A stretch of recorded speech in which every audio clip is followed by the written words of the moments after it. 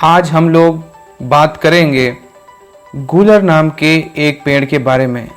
गूलर एक विशेष तरह का पौधा या पेड़ आप मान सकते हैं जो अपने तांत्रिक प्रयोगों के लिए बहुत ही अधिक प्रसिद्ध है।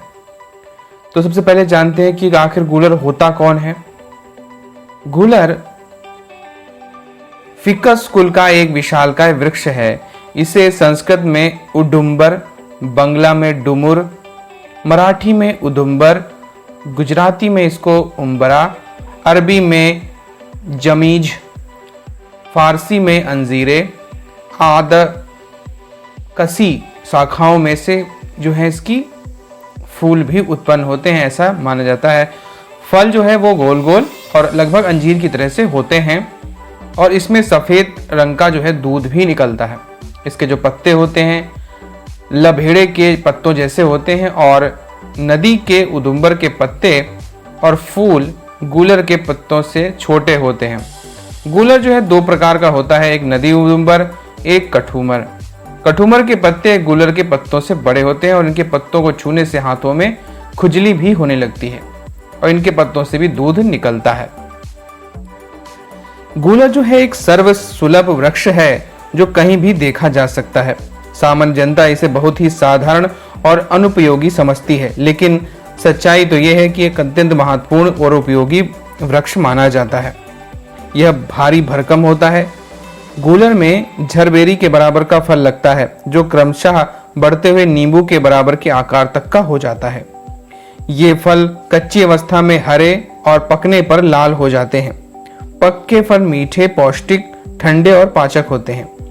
लेकिन यहाँ पर सावधानी रखने वाली बात यह होती है कि प्रायः छोटे छोटे उड़ने वाले पतंगे गूलर के फलों को छेद करके उसके अंदर घुस जाते हैं और उसका रस चूस लेते हैं। अतः गूलर खाने वाले को यह सावधानी हमेशा बरतनी पड़ती है कि वे छेददार फल ना लें और कोई भी फल खाने से पहले उसे तोड़कर भीतर भली भांति उसको देख लें कि कहीं अंदर से कोई कीट पतंगा तो नहीं बैठा हुआ है। यदि पतंगा बैठा हुआ है तो उसे निकालकर फेंक देना चाहिए, तभी उस फल को खाना चाहिए। कच्चे गूलर में पतंगे नहीं होते हैं। बहुत से लोग कच्चे गूलर की पकौड़ी बनाकर भी बड़े ही चाव से खाते हैं। अगर इसके गुण धर्म की बात की जाए तो इसकी लकड़ी जल में सड़ती नहीं है। अतः कुआं बनवाने वाले लोग ईंटों की दीवार खड़ी करने से पूर्व आधार के रूप में नींव के स्थान पर गूलर की लकड़ी का एक गोल पहिया जैसा बिठा देते हैं। उसी के ऊपर ईंटें जमाकर गोलाकार दीवार खड़ी कर दी जाती है। इस प्रकार नींव में पड़ी हुई गूलर की वह लकड़ी बहुत लंबे समय तक पानी में पड़ी रहने पर भी सड़ती नहीं है। औषधीय गुणों में इसकी छाल जो होती है, कोमल फल, मध्यम कोमल फल, तरुण फल और पका फल, ये सभी जो है फायदेमंद होते हैं और अपने अपने कार्यों को करते हैं। लेकिन जहाँ तक हम लोग अब अगर बात करें तांत्रिक प्रयोगों की, तो आखिर किस प्रकार से तांत्रिक प्रयोगों में यह काम आता है उसके बारे में ही चलिए हम बात करते हैं। साधना के लिए आप जो है तांत्रिक प्रयोग इसका कर सकते हैं। गूलर की लकड़ी हवन में प्रयुक्त होती है। दत्त साधना यानी कि भगवान दत्तात्रेय की उपासना में इसका उपयोग किया जाता है। उसमें गूलर के वृक्ष के नीचे जप करने पर तथा हवन में गूलर की ही लकड़ी का प्रयोग करने से मनोकामना शीघ्र ही पूरी हो जाती है और इसमें सिद्धि हमको प्राप्त होती है।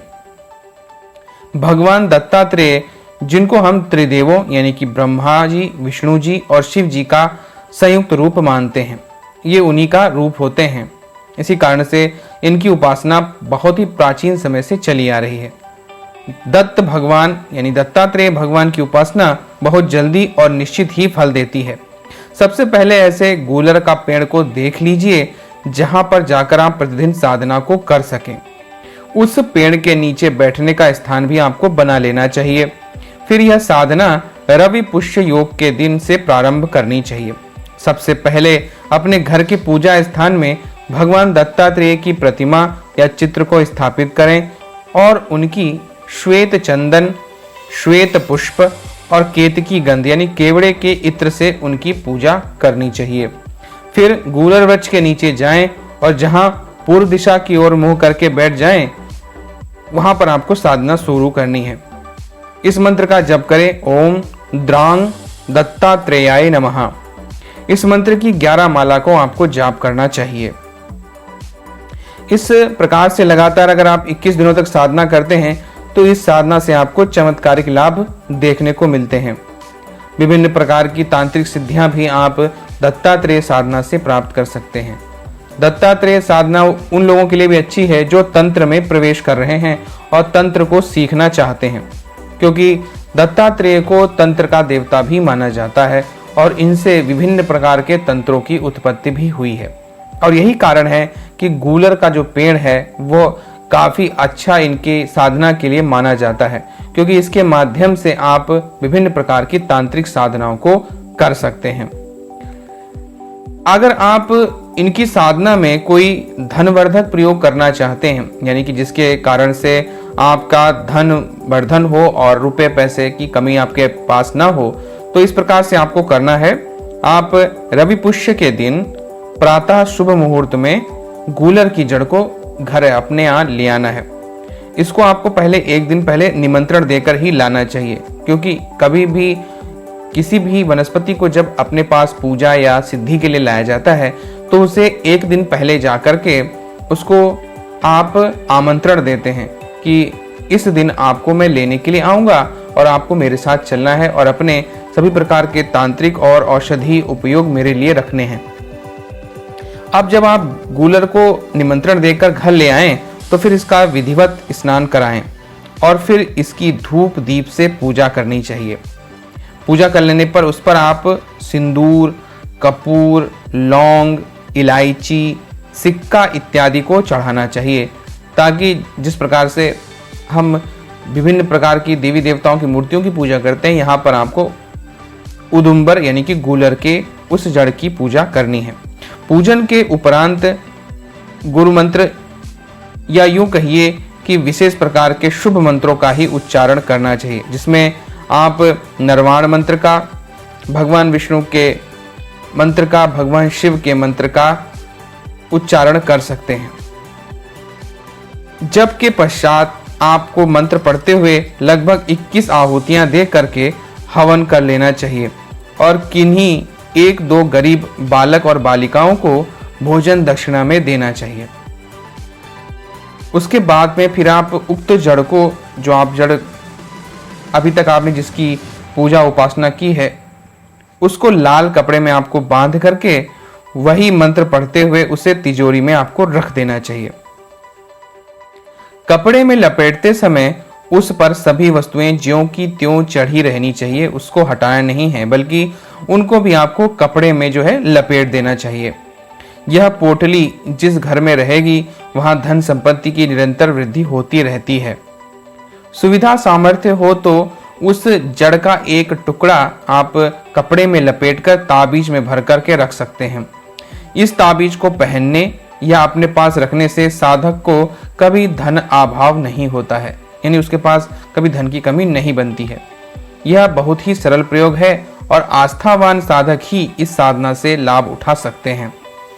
सुख शांति के लिए आप अगर इसका प्रयोग करना चाहते हैं तो किस प्रकार से करेंगे? पूर्व वर्णित विधि से तैयार की गई पोटली को अपने घर के पूजा स्थान पे आपको रखना है और उसकी प्रतिदिन धूप दीप से पूजा करते रहना है। यह प्रयोग जो है आप सभी प्रकार से आपके लिए शुभकारी होता है। इससे मनुष्य को सुख शांति और विभिन्न प्रकार की समृद्धियों की प्राप्ति भी होती है।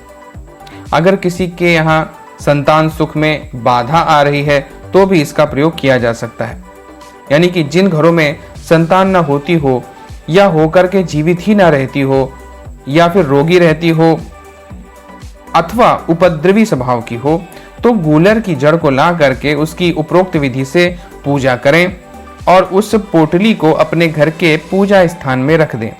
फिर प्रतिदिन धूप दीप से उसकी पूजा करते रहें और उसी मंत्र की माला से आपको मंत्र जाप करना है। फिर उसके आगे शीश झुकाकर आप संतान सुख की उस जड़ से कामना करेंगे। इस प्रयोग से संतान सुख अवश्य ही आपको प्राप्त होता है। प्रेम और सम्मोहन के लिए भी इसका प्रयोग आप कर सकते हैं। वो किस प्रकार से करेंगे कि रवि पुष्य योग में गूलर की जड़ को लाएं और उपरोक्त विधि से उसकी पूजा करें। उसके बाद में उसे चंदन की भांति घिसे और वह लेप माथे पर लगा ले। ये जो लेप होता है, ये लेप माथे पर तिलक की तरह लगाया जाता है। व्यक्ति में कुछ ऐसा प्रभाव ये उत्पन्न कर देता है कि उसे सभी जगह प्रेम, प्रशंसा और स्नेह मिलता रहता है। इसी कारण से स्वाभाविक रूप से उसका प्रत्येक व्यक्ति पर आकर्षण होता रहता है और सभी लोग उसकी बात को सुनने के लिए उत्सुक रहते हैं।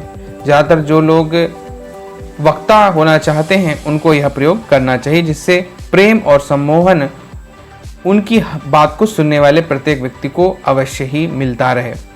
तो ये थे गूलर का तांत्रिक और औषधीय प्रयोग।